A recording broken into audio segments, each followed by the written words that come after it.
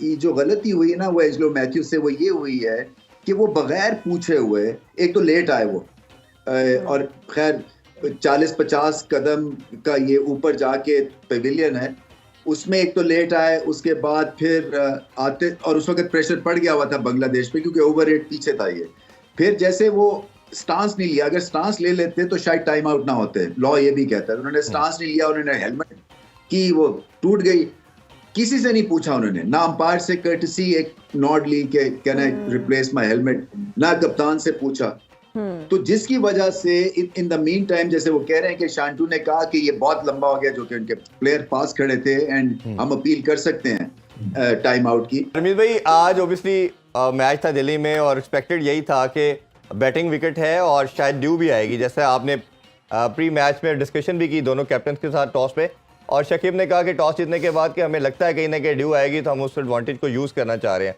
But बड़ा clear नज़र आ रहा था कि जो पिच है ये 300 से प्लस की पिच है, 325 से ऊपर की नज़र आ रही थी।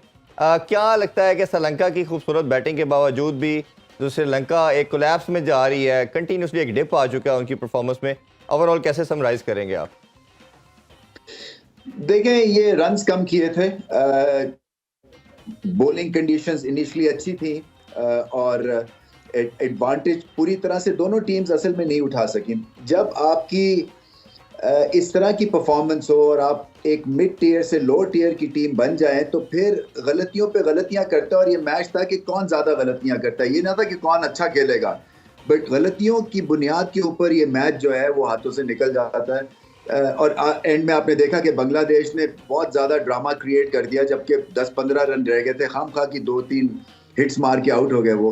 सो इसके ऊपर जो है ना बहुत काम करना है दोनों मुल्कों को। ये एशियन ब्लॉक में मैं पहले ही बात कर चुका हूँ, बहुत पीछे रह गई है दोनों टीम्स। अफगानिस्तान इनसे आगे निकल गई है क्योंकि इनके पास इंफ्रास्ट्रक्चर भी है बेहतर अफगानिस्तान से, सिर्फ ये है कि वो जो एक टेम्परामेंट जो है ना वो इशू है, और आज टेम्परामेंट जो था वो सॉर्ट आउट हो गया, क्योंकि जैसे ही एंजेलो मैथ्यूज को टाइम आउट किया, जो कि एक हिस्टोरिक इवेंट था बाय द वे, सो उससे क्या हुआ कि गर्मी सर्दी बेनतहा हो गई इस मैच में। हालांकि एक तरह से इनकॉन्सिक्वेंशियल ये मुकाबला था, मगर फील्ड पे आपको पता चल रहा था कि टेम्परेचर्स राइज हो रहे हैं और कहीं पे भी कुछ भी हो सकता है, लड़ाई भी हो सकती है। अंपायर्स पे भी प्रेशर बहुत पड़ा क्योंकि बॉल 2 दफा बदला।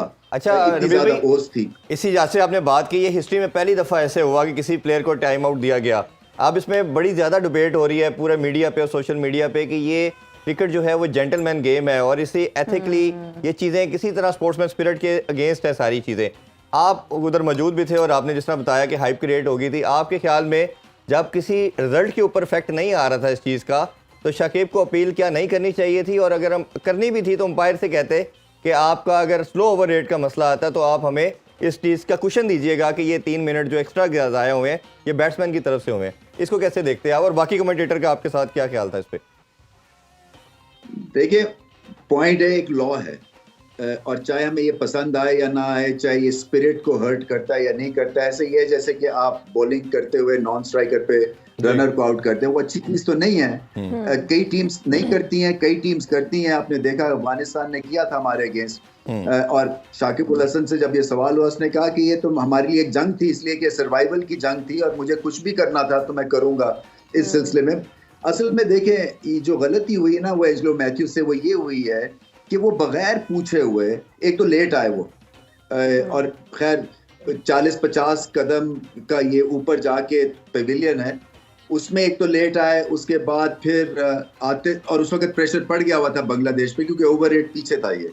फिर जैसे वो स्टांस नहीं लिया, अगर स्टांस ले लेते तो शायद टाइम आउट ना होते, लॉ ये भी कहता है। उन्होंने स्टांस नहीं लिया, उन्होंने हेलमेट की, वो टूट गई, किसी से नहीं पूछा उन्होंने, ना अंपायर से कर्टसी एक नॉड ली के can I replace my helmet, ना कप्तान से पूछा।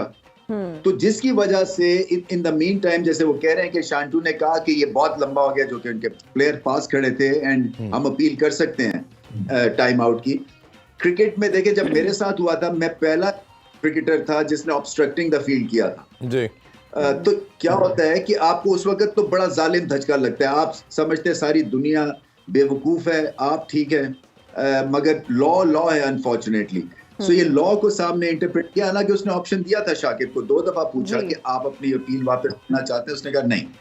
सो ये सारी चीजों के सामने होते हुए देखा मेरा ओपिनियन अब बदलता जा रहा है। मैं भी आपकी तरह का यूं कि जेंटलमैनली स्पोर्ट है, स्पिरिट इसकी जो है वो इम्पोर्टेंट होती है, मगर ये रूथलेस कंपटीशन अब हो गया है। और इसमें फिर जब लॉ दिया गया तो उसकी कोई मंतक है, किसी वजह से ये लॉ है और लॉ को इनेक्ट किया। आई थिंक सबके लिए एक सबक हुआ है ये कि आप फॉर ग्रांटेड नहीं ले सकते हैं चीज़ों को। रमीज सर, हम आपसे जानना चाहेंगे, जब हम बांग्लादेश की बात करते हैं तो अपने होम ग्राउंड के अलावा ये लोग कहीं अच्छा परफॉर्म नहीं करते, इसकी क्या कोई खास वजह है? इसकी वजह ये है कि इनकी पिचेस जो हैं वो डॉक्टर्ड होती हैं स्पिनर्स के लिए, और जब तक कि अपनी पिचेस को वर्ल्ड लेवल के ऊपर नहीं लेके आएंगे तब तक वर्ल्ड कप जैसी स्टेज के ऊपर ये हमेशा मार खाएंगे, क्योंकि जैसे ही कंडीशंस तब्दील होती हैं बैटिंग सरफेस के ऊपर इनकी बॉलिंग जो है वो लिमिटेड हो जाती है, ऑलमोस्ट नकारा हो जाती है, क्योंकि स्पिनर्स जो है वो सारे कॉम्प्रोमाइज हो जाते हैं। इसी तरह से शॉर्ट बॉल सबसे खराब खेलते हैं ये वर्ल्ड कप, इस वर्ल्ड कप में जो इनका रिकॉर्ड है। सो शॉर्ट बॉल और तेज बॉलिंग को अगर आप अच्छा नहीं खेलेंगे एज अ क्रिकेट टीम तो फिर आपकी कोई वैल्यू नहीं होती और आप कभी भी अच्छी टीम के खिलाफ नहीं खेल सकते हैं। तो इसकी एक बहुत बड़ी वजह यही है कि जो घर में इनकी कंडीशंस हैं वो बहुत ही डॉक्टर्ड हैं, स्पिन फ्रेंडली हैं, जबकि बाकी दुनिया अलग चली गई है। बांग्लादेश को भी अलग से देखना है, और ये नहीं है कि वो बबल में रह के और सिर्फ घर की तरफ ही तवज्जो दें। सवाल मेरा यही था शाकिब से कि आप क्या सीख के जा रहे हैं इस वर्ल्ड कप से, क्योंकि आप जो भी सीख के जा रहे हैं, चाहे एक्सपोजर हो चाहे कंडीशंस हो, उससे सीख के उसको रेप्लिकेट करें घर में, ताकि ये जो बायलैटरल सीरीज जीत जाते हैं वो कुछ पाए की हो ना, कोई आप उससे समझें, सीखें और वाकई कोई लेवल की क्रिकेट खेलें। बिल्कुल। अच्छा रमीज भाई, आपने हम एशिया कप से डिस्कशन कर रहे हैं आपके साथ, ये जो श्रीलंकन के हवाले से बात करें तो इनका एक लिमिटेड टैलेंट हमें नज़र आ रहा है। जो कंट्री की टर्बुलेंस है वो ओबियसली पेनिट्रेशन इनकी नज़र आ रही है, टीम पे भी इफेक्ट कर रही है। अभी रिसेंटली आज की न्यूज़ ये है कि उनका जो स्पोर्ट्स मिनिस्टर है उन्होंने रिज़ाइन कर दिया और राणा टुंगा को भी वो केयर टेकर चेयरमैन भी लगा रहे हैं। ये सारे सिनेरियो में कैसे देखते हैं, क्या कोई इम्प्रूवमेंट लग रही है आपको, आएगी आगे, या इसी तरह ही चलता रहेगा?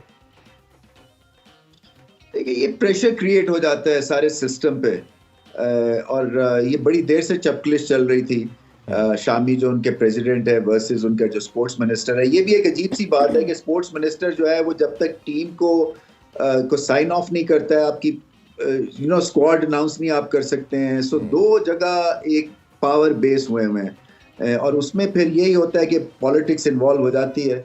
सो ये हमारे सिस्टम के लिए ठीक नहीं है। टिपिकल जिसको कहते हैं ना कि नी जर्क रिएक्शन आप सब कॉन्टिनेंट के स्टाइल ऑफ एडमिनिस्ट्रेशन में देखेंगे, ये दुनिया में कहीं नहीं होता है। वो प्लेयर्स के ऊपर प्रेशर डालते हैं, वो अपने कोचिंग स्टाफ को रिविजिट करते हैं, वो चीज़ें ढूंढते हैं कि किस वजह से ये ऑर्डिनरी परफॉर्मेंस थी। वो घर में देखते हैं, अंदर झांकते हैं कि क्या हमें फर्स्ट क्लास क्रिकेट और जूनियर क्रिकेट के ऊपर क्या काम करना है। ये नहीं हो सकता कि टॉप बंदा हटाने के बाद चीजें जो है वो ठीक हो जाएंगी, कोई जादू की छड़ी तो है नहीं। जी बिल्कुल, आप सही कह रहे हैं।